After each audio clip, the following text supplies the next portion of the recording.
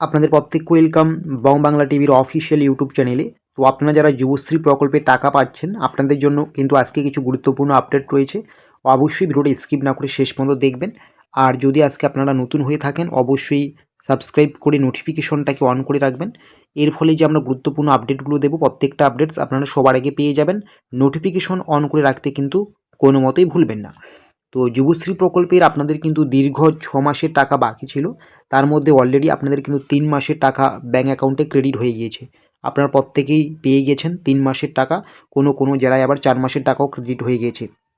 তো বাকি 2 মাসের বা 3 মাসের যে টাকাটা রয়েছে, সেই টাকা কিন্তু আপনারা খুব শীঘ্রই পেয়ে যাবেন, ঠিক আছে?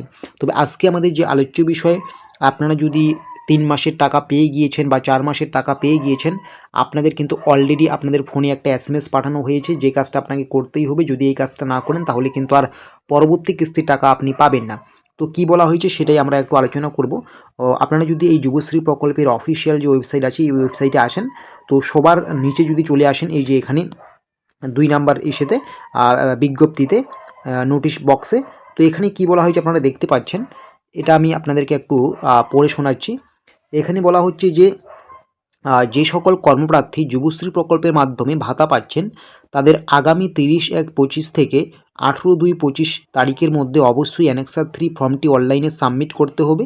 আর এটা কিন্তু সাবমিট অ্যানেক্সার 3 যে লিঙ্ক রয়েছে তার মাধ্যমে জমা করার অনুরোধ করা হচ্ছে, ঠিক আছে?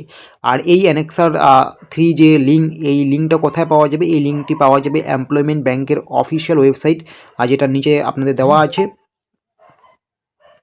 সেটা কি, যেটা আপনাদের দেওয়া আছে এমপ্লয়মেন্ট ব্যাংক wb.government.in, এই অফিসিয়াল ওয়েবসাইটে কিন্তু দেওয়া আছে। এখানে কিন্তু আপনারা এটা কিন্তু পারবেন, ঠিক আছে? এখানে আপনারা ভিজিট করে সাবমিট অ্যানেক্সার 3 অপশনে গিয়ে কিন্তু আপনাদের যে অ্যানেক্সার 3 ফর্ম আছে সেটা কি বলবো, ভর্তি করে দেবেন, ঠিক আছে?